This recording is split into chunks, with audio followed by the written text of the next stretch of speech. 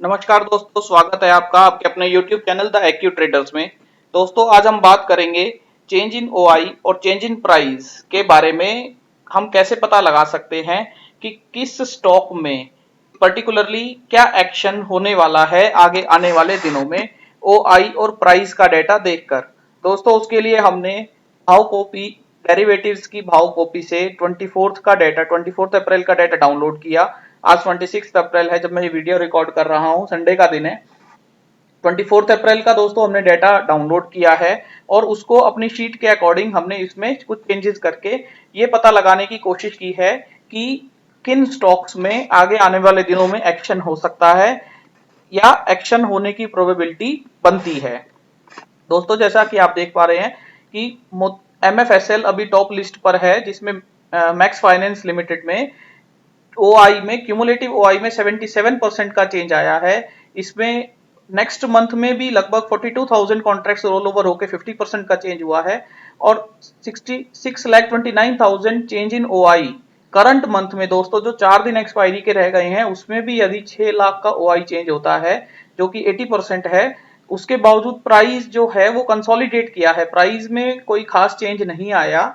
That means कि ये OI जो बिल्डअप हुआ है एमएफएसएल में वो आगे आने वाले दिनों में एक अच्छा एक्शन हमें देखने को मिल सकता है। इसी तरह दोस्तों श्रीराम ट्रांसपोर्ट फाइनेंस में भी सेम व्यू है। अभी चोला फाइनेंस में आप देखिए कि क्यूमुलेटिव ओआई में इंक्रीज हुआ है 20% का, 11% का ओआई इंक्रीज हुआ है करंट में, सॉरी मई में, और करंट में 12% डिक्रीज हुआ है, प्राइस डिक्रीज हुआ है, सॉरी माफी चाहूंगा।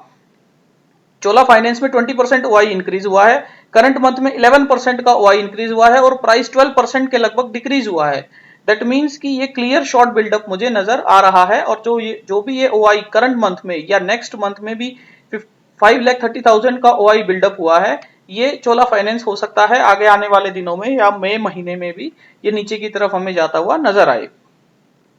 इसी तरह दोस्तों देखिए बजाज फाइनेंस में करंट मंथ में 9% ओआई डिक्रीज हुआ है, नेक्स्ट मंथ में ओआई का रोल ओवर हुआ है 113%, बेसिकली 3,97,000 ओआई यहाँ कम हुआ है करंट मंथ में, नेक्स्ट मंथ में 7,95,000 ओआई इंक्रीज हुआ है और क्यूमुलेटिव में भी 8% का चेंज आया है और प्राइस 9% नीचे गया है। तो दोस्तों हम ये मान सकते हैं कि इस दिन यहाँ शॉर्ट बिल्डअप पोजीशंस बनी होंगी और इस दिन का जो भी हाई होगा वो रेस्पेक्ट होना चाहिए। इसी तरह दोस्तों हम आगे तक ये डेटा देख सकते हैं। हम इस डेटा से ये मैं आपको बता देता हूं कि ऊपर किस तरह का डेटा इंसर्ट किया गया है। दोस्तों ये चेंज इन प्राइस और चेंज इन परसेंटेज ये करंट मंथ का है, ये चेंज इन ओआई और ये चेंज इन परसेंटेज ये करंट मंथ का है, change in OI change in percent इस तरफ में ये नेक्स्ट मंथ का है, मई मंथ का है, और ये क्यूमुलेटिव इन दोनों मंथ के लिए लिया गया है क्योंकि जून में कोई खास एक्टिविटीज नहीं थी तो उसका डेटा नहीं लिया गया। और इस डेटा में यहाँ फिल्टर लगा के दोस्तों लार्ज का फिल्टर लगा के ये पता लगाने की कोशिश की गई है कि सबसे ज्यादा ओआई में चेंजेस कहाँ आए हैं। इसी तरह सबसे नीचे यदि हम देखें तो एक्सपोर्ट्स में दोस्तों 16% ओआई डिक्रीज हुआ है, 16% ओआई करंट मंथ में ही 18% ओआई डिक्रीज हुआ है, 3,19,000 शेयर वाइंड अप हुए हैं और नेक्स्ट मंथ में रोल ओवर में केवल 16,500 ओआई यानी next to negligible OI increase हुआ है। तो दोस्तों बेसिकली हम इसे डिक्रीज इन ओआई का केस मानकर, प्राइस डाउन गया है तो डिक्रीज लॉन्ग अनवाइंडिंग हम इसे कह सकते हैं। एस्कॉर्ट्स के बारे में मैं आपको और डिटेल में आगे बताता हूं। एस्कॉर्ट्स को मैंने एनालिसिस किया है दोस्तों, ये मैं आपको एस्कॉर्ट्स की शीट में ले आया हूं। एस्कॉर्ट्स में देखिए ये मैंने डेटा एस्कॉर्ट्स का फ्यूचर का डेटा 2 महीने का डाउनलोड किया हुआ है और इसे अपनी एक्सेल शीट में बनाया हुआ है। देखिए दोस्तों ये चेंज इन प्राइस है, एस्कॉर्ट में चेंज परसेंटेज है, ये चेंज ओआई करंट मंथ का ओआई है और क्यूमुलेटिव ओआई है। दोस्तों जब ये 30 मार्च को रोल ओवर होने के बाद जब 31 मार्च से इस महीने की ट्रेडिंग के लिए एस्कॉर्ट्स ने ट्रेड किया तो इसका ओआई लगभग 20 लाख होता था। आज इसका ओआई 13 लाख रह गया है, उस 13 से 14 लाख के बीच में है और लगातार दोस्तों ये 20 लाख से ओआई डिक्रीज ही होता चला गया। बीच में हमने यहाँ 22 अप्रैल को 14 से 17,000 ओआई होते हुए देखा था, 21% का बिल्डअप देखा था। सेम बिल्डअप हमें यहाँ क्यूमुलेटिव में भी नजर आया था और प्राइस भी दोस्तों 3% तक लगभग ऊपर गया था, लेकिन उसके बावजूद फिर से ये ओआई नीचे की तरफ आता चला गया और अभी ओआई बेसिकली आज की डेट में जब 24 अप्रैल को इसने ट्रेड किया तो ये 16% का ओआई डिक्रीज क्यूमुलेटिव में हुआ और 4% का प्राइस चेंज हुआ। तो ये हमें शॉर्ट बिल्डअप या लॉन्ग अनवाइंडिंग का इंडिकेशन दोस्तों देता है। लॉन्ग अनवाइंडिंग हम इसे मान सकते हैं। एस्कॉर्ट्स के बारे में मैं आपको और अब बता देता हूं अपनी। दोस्तों देखिए ये एस्कॉर्ट्स का चार्ट है, इसमें मंथली में मैं आपको दिखा देता हूं। मंथली से शुरू करते हैं। मंथली में देखिए यहाँ एक डिमांड जोन बनाया है। यहाँ एक डिमांड जोन बनाने के बाद वीकली में एक सप्लाई जोन ऊपर बनाया है, और उसके बाद दोस्तों ये डेली चार्ट में देखिए ये अपने डिमांड जोन पे कंसोलिडेट करके रेस्पेक्ट करके सप्लाई जोन में अभी क्लोज नहीं कर पा रहा है। और जो हम बात कर रहे थे दोस्तों 22 अप्रैल को जो बिल्डअप हुआ था 22% ओआई का, वो ये कैंडल थी। लेकिन उसके बावजूद ये ऊपर ना जाके अगले दिन आज 24 अप्रैल को फिर से इसमें लॉन्ग्स में अनवाइंडिंग हो गई। दोस्तों जो ये वीकली सप्लाई जोन बनाया गया है इसमें भी अभी तक किसी कैंडल ने क्लोज नहीं किया है। हालांकि इसको ये करने की कोशिश कर रहे हैं इसको, लेकिन ये क्लोज नहीं कर पा रहा है। तो आगे आने वाले दिनों में हो सकता है एस्कॉर्ट्स फिर से अपने मंथली डिमांड जोन में कंसोलिडेट होता हुआ नजर आए या नीचे की तरफ आए। दोस्तों इस तरह का एनालिसिस हम कर सकते हैं प्राइस एक्शन और चार्ट की मदद से, डेटा की मदद से, चार्ट की मदद से इस तरह का एनालिसिस हम कर सकते हैं। उसके लिए दोस्तों बेसिकली हम सबसे पहले ये पता लगाने की कोशिश करते हैं कि चेंजेस हो कर रहे हैं। जैसे एस्कॉर्ट्स में हमने पता लगाया कि अनवाइंडिंग हो रही है, इतनी हैवी अनवाइंडिंग हो रही है। जैसे मुथूट फाइनेंस में आप देखेंगे कि 7% का क्यूमुलेटिव ओआई डिक्रीज हुआ है। नेक्स्ट मंथ में भी कोई बिल्डअप नजर नहीं आ रहा है। करंट मंथ में ओआई डिक्रीज हुआ है, प्राइस कंसोलिडेट किया है, प्राइस में कोई खास चेंजेस नहीं आए हैं। तो दोस्तों ये इस तरह का डेटा हम अपने इस शीट्स की मदद से पता लगा लेते हैं। अब ये शीट कैसे बनती है दोस्तों, आगे आने वाले वीडियो में मैं आपको यही बताऊंगा कि ये शीट मैंने कैसे बनाई है। जैसे अभी मैं सिप्ला का और एग्जांपल आपको बता देता हूं। सिप्ला में 6% ओआई इंक्रीज हुआ है क्यूमुलेटिव में। करंट मंथ में कोई भी चेंजेस नहीं है। नेक्स्ट मंथ में ओआई कैरी फॉरवर्ड हो रहा है और प्राइस में भी कोई चेंजेस नहीं है। तो इसका मतलब ये हुआ दोस्तों कि सिप्ला में जो भी ट्रेंड अभी चल रहा है वो ट्रेंड कंटिन्यू करने के लिए नेक्स्ट मंथ में बिल्डअप चल रहा है। दोस्तों ये शीट कैसे बनती है इसके लिए मैं आपको बता देता हूं।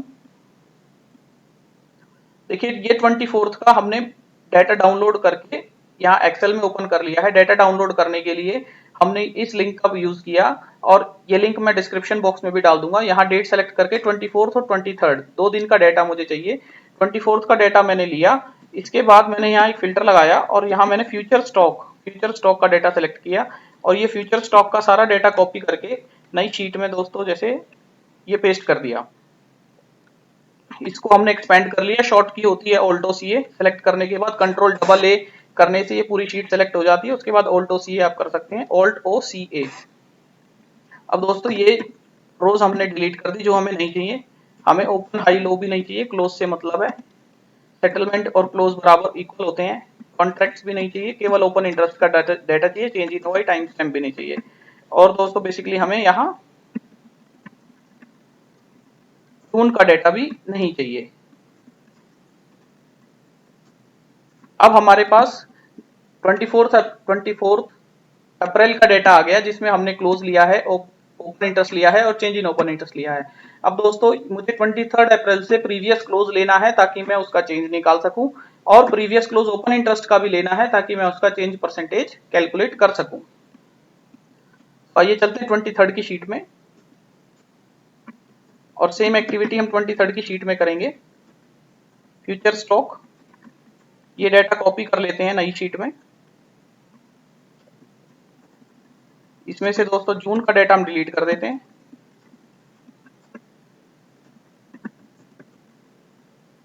ये स्ट्राइक। अब इसमें से हमें दोस्तों चाहिए प्रीवियस क्लोज, ये डाटा हम ले लेते हैं और अपनी शीट में पेस्ट कर लेते हैं। और दोस्तों हमें चाहिए ओपन इंटरेस्ट, ये डाटा हम ले लेते हैं, अपनी शीट में पेस्ट कर लेते हैं। अब दोस्तों क्या ये डाटा स्टॉक के अकॉर्डिंग सही आया है, इसको चेक करने के लिए एक बार हम स्टॉक का नाम भी ले लेते हैं और वो यहाँ पेस्ट करके एक नई रो इंसर्ट करके इक्वल का फॉर्मूला लगा के दोस्तों एसीसी इक्वल एसीसी ट्रू, इस फॉर्मूला को नीचे तक पेस्ट कर देते हैं और फिल्टर लगा के ये देखने की कोशिश करते हैं कि ये सब ट्रू है। हाँ ये सब ट्रू है, दैट मीन्स कि ये डाटा हमारा बिल्कुल सही आया है। दोस्तों क्लोज में यहाँ एक रो इंसर्ट कर प्रीवियस क्लोज यहाँ लिख देंगे और ये डाटा हम यहाँ पेस्ट कर देंगे। इसका काम हो गया और ये प्रीवियस क्लोज है। और दोस्तों ये चेंज इन ओआई की शीट हम यहाँ हटा के इधर रख लेंगे और इसको डिलीट कर देंगे। ये प्रीवियस क्लोज का डाटा आ गया है, प्रीवियस ओआई और प्रीवियस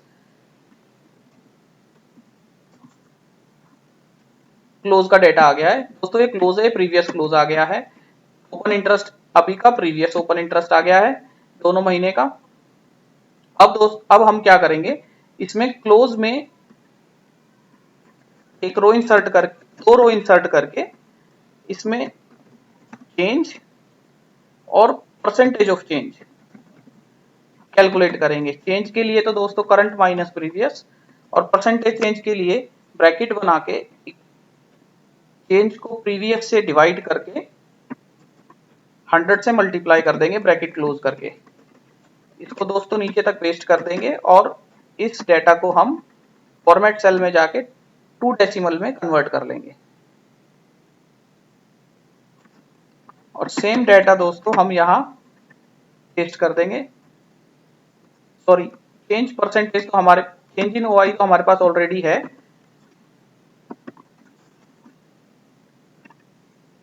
चेंज इन ओआई तो हमारे पास ऑलरेडी है दोस्तों। परसेंटेज हमें चाहिए, परसेंटेज के लिए हम परसेंटेज का फॉर्मूला ले लेते हैं, A2I2, ठीक है बिल्कुल। और इस फॉर्मूला को नीचे तक पेस्ट कर देते हैं। तो ये परसेंटेज इन ओआई चेंज आ गया है। दोस्तों हमारा आधा काम तो बेसिकली हो चुका है। इसके बाद अब ये डेटा अप्रैल और मई का अलग अलग है, तो दोस्तों हमें ये डेटा भी आगे, अब मई का डेटा हमें आगे की तरफ चाहिए ताकि हम क्यूमुलेटिव निकाल सकें। उसके लिए हम यहाँ न्यू ओल्डेस्ट टू न्यूएस्ट कर देते हैं और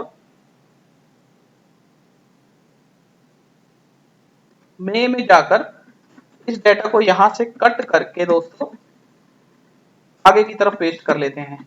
अब ये जानने के लिए कि ये डेटा बिल्कुल सही पेस्ट हुआ है, हम ACC2 इक्वल टू ACC कर लेते हैं। दोस्तों ये ट्रू आया है, देखिए ये नीचे फॉल्स आ रहा है, यानी कि हमारा पेस्ट होने में कहीं गड़बड़ हुई है। दोस्तों यहाँ गड़बड़ हुई है, देखिए यहाँ ONGC है और यहाँ ऑयल है। ऑयल, इसका मतलब 30 अप्रैल, ऑयल का जो कॉन्ट्रैक्ट है वो 30 अप्रैल तक ही है, में डेटा में वो कैरी फॉरवर्ड नहीं हो रहा है।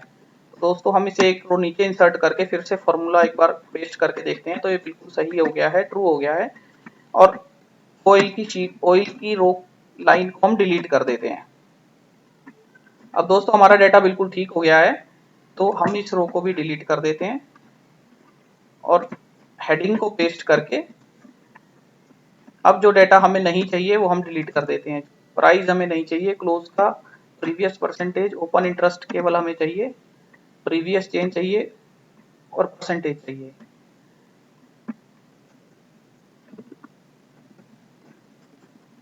अब डेटा ये आ गया है दोस्तों। अब हम आगे क्यूमुलेटिव ओआई इन दोनों डेट्स का निकाल लेते हैं। ये चेंज इन ओआई है और ये चेंज इन ओआई, सॉरी ये हमारा ओपन इंटरेस्ट है, सेम हमारा ये ओपन इंटरेस्ट है। आगे ये change, previous change in open interest है, change in open interest minus previous change in open interest और इसका परसेंटेज।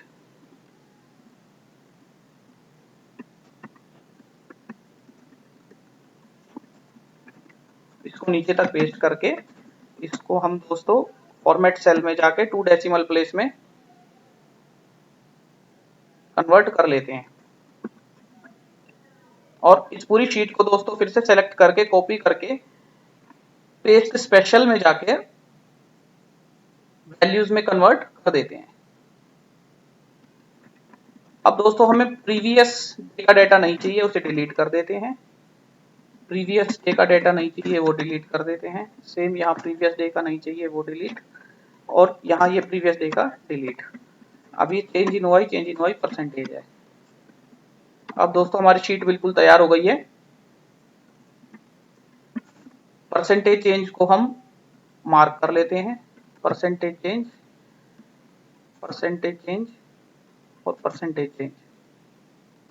अब ये शीट बिल्कुल तैयार हो गई है दोस्तों।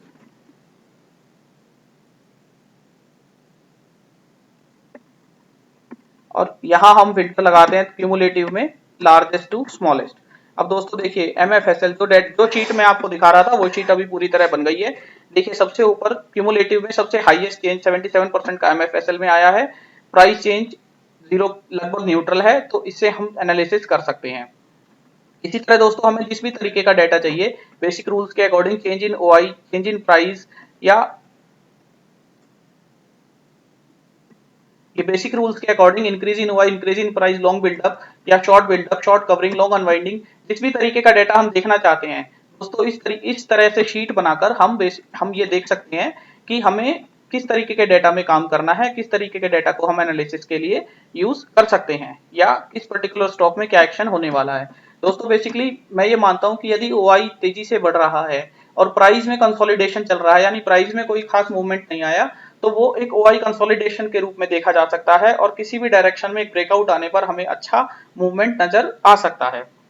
इसी तरह दोस्तों यदि प्राइस बढ़ रहा है तेजी से और अगर OI में भी चेंजेस आए, जैसे इंडसइंड बैंक देखिए, इंडसइंड बैंक में रोल ओवर भी हुआ है अच्छा, प्राइस भी बढ़ा, OI भी बढ़ा है और प्राइस नीचे गया है। इसका मतलब कि यहाँ शॉर्ट बिल्डअप बन रहा है और हो सकता है ये ट्रेंड आगे भी कंटिन्यू रहे। बजाज फाइनेंस में भी हो सकता है ये ट्रेंड आगे कंटिन्यू रहे, क्योंकि बिल्डअप भी हुआ है अच्छा खासा और वो प्राइस भी नीचे की तरफ गया है। आशा करता हूं दोस्तों आपको एनालिसिस आज का पसंद आया होगा। एस्कॉर्ट्स का हमने एनालिसिस किया और ये शीट हमने बना के आपको बताया कि ये शीट हमने कैसे बनाई और आप इसमें किस तरह से अपना एनालिसिस कर सकते हैं। थैंक यू दोस्तों।